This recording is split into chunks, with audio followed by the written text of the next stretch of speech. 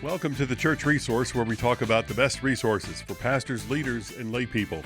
I'm your host, Jeff Oliver. I'm bringing you a book today that is called Before You Lose Your Faith, Deconstructing Doubt in the Church. And I bring this to you with a smile on my face because I really did not expect to like this book. I thought I would be coming here with a negative review. I thought that it is something that obviously needs to be addressed. I did not think, even based on reading some of the authors before, to be honest, that I thought, well, this is not going to go well. I'm not going to enjoy this book. And but sometimes we need to read a book that we don't think we're going to agree with, because we need to see some perspectives. We need to understand and broaden the way that we think about things.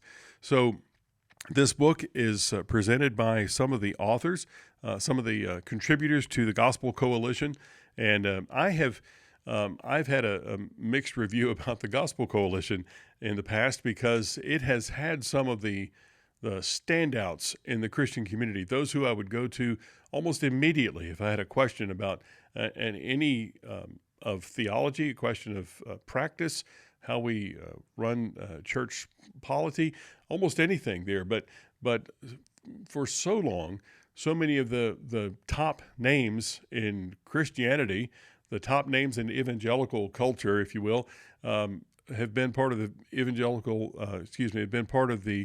Gospel Coalition, and have come down, have been toppled because of usually becomes of some kind of arrogance, whether it's a sexual infidelity, or it's a financial issue, or bullying other people, or whatever it would be. That a lot of the names in the Gospel Coalition have fallen.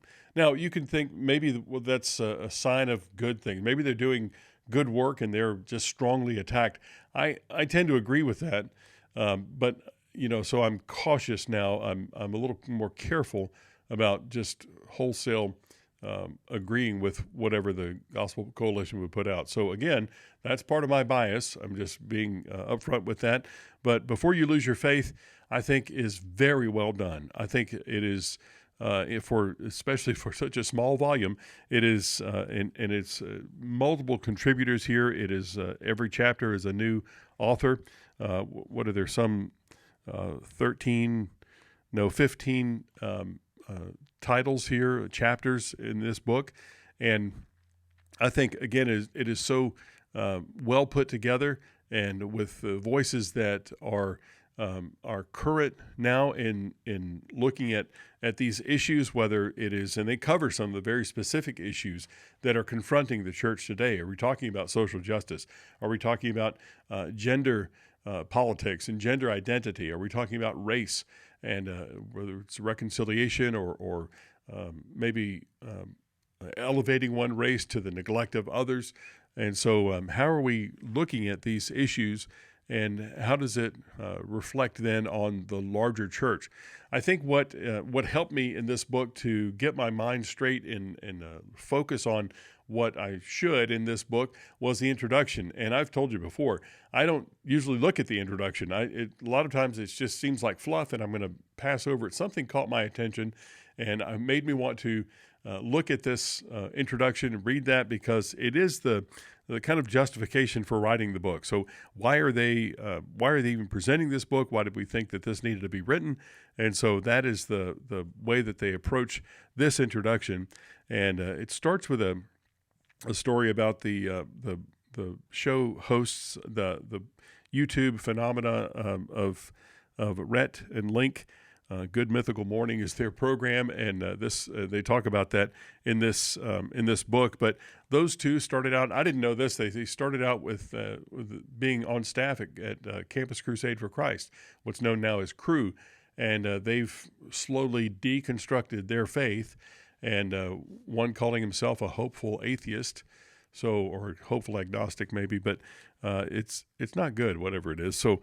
But then we're talking about those who have been, again, standouts in the Christian community, who have been very influential, who've written a lot, and then who have now come whether they're authors or they're people in contemporary Christian music from different arenas, that now they've said, well, not so much.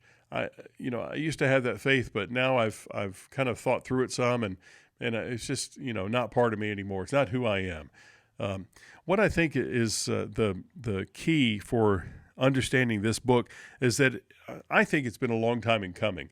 I think it is, and I've said for a long, long time that it's going, and I'm not the only one to say it, so it's not new, but that what we're going to find as we get closer and closer to Christ's return, we're going to see a purifying of the church.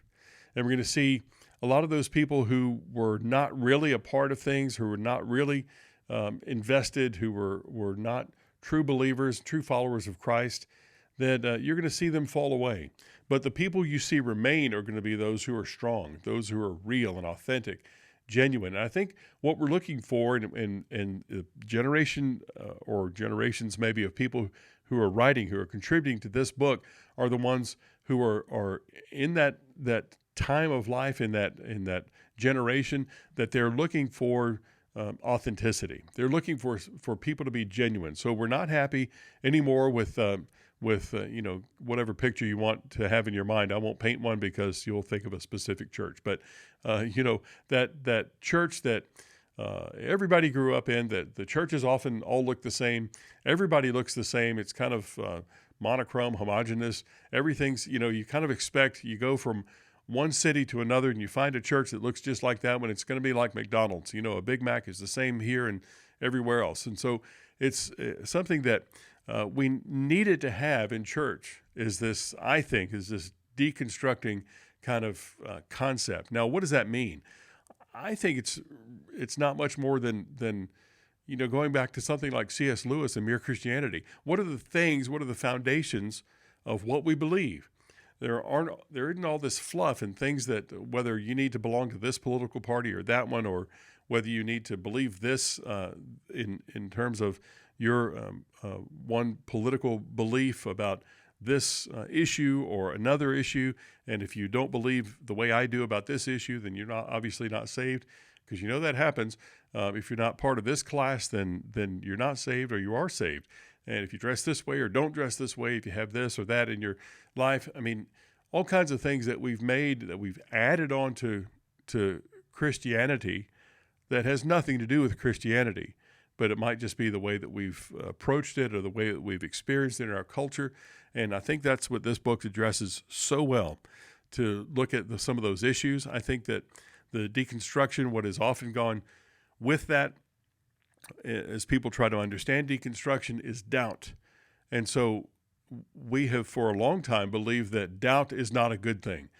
We get a little panicky. We get concerned when people start to have doubt. I think doubt is a great thing to have.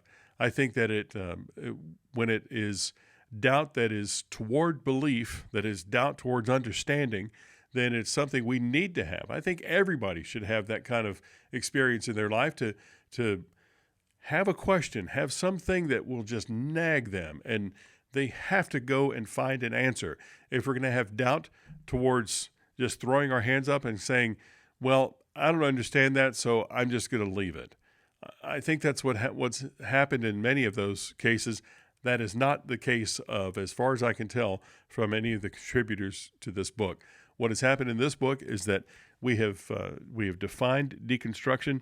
We have ultimately come to the point that we need to look to Jesus, see how he did things, see the things that he said, the things that he stood for, and go there, and go directly toward that, and really not anywhere else, but to focus on Christ and his church and the way that he meant for us to live and to be about our faith. So some of the chapters here, some that I found compelling, something like Doubt Your Way Back to the Truth. That's the contribution from Trevin Wax.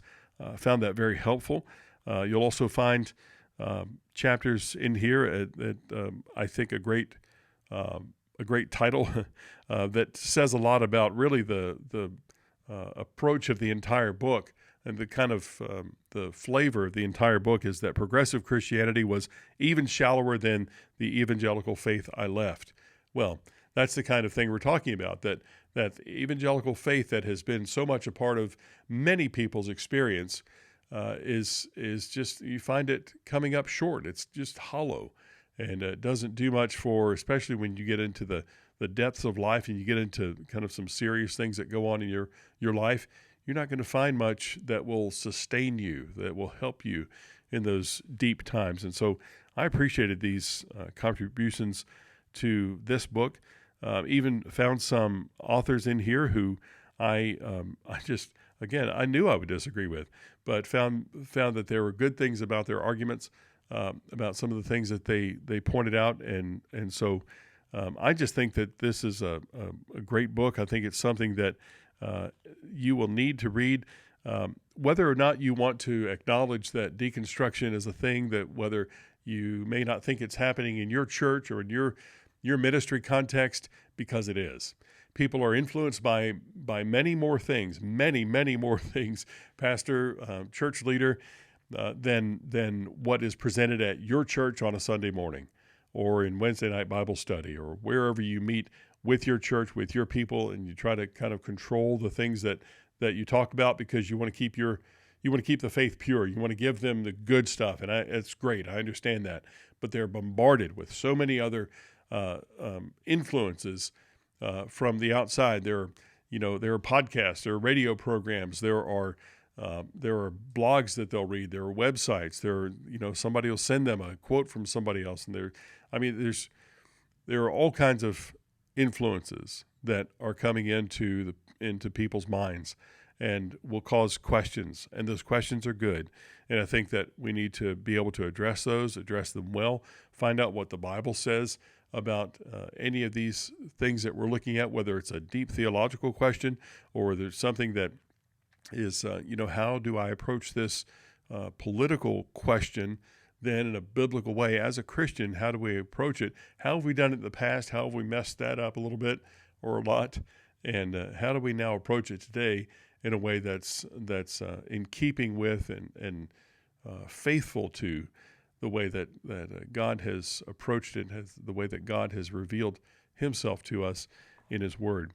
One last chapter on this is I just love the focus here back to, as we finish all of the political issues, all of the specifics, the questions that are here in this book. The final chapter is take a hard look at Jesus. So again, look at Jesus, find him, look for evidence of God's work in your world, and find the character of Jesus in the way that you operate, in the way that you deal with other people. And if you don't see that so much, then how do we do that? And we need to look to Jesus and find his way, and find that he is that his life is being lived out in him. That as Romans tells us, that we are God's design, God's purpose. We are predetermined to become more and more conformed to the image of his Son. That's the point, and I think that's the good goal. Not that all the goals of what is called deconstruction are good, but I think one good goal of that deconstructing of people's faith is that we look to Jesus and we attempt to be more and more conformed to the image of Christ. Well, that's Before You Lose Your Faith, Deconstructing Doubt in the Church. And again, I recommend this. It is something that you're going to have to read. You're going to have to be aware of the issues that are going on, that are swirling about in Christianity. And it's going to be a quick read. It's one that you could take the rest of your life to read and ingest and understand, or you could read, just in a couple of hours. It's 139 pages, and I think you can certainly make some time to take a look at this book. Well, it is one that has just recently come into my understanding and in my circles. So I just want to bring this to you today and give you a bit of direction as you prayerfully consider which resources will best help you and the people you minister to.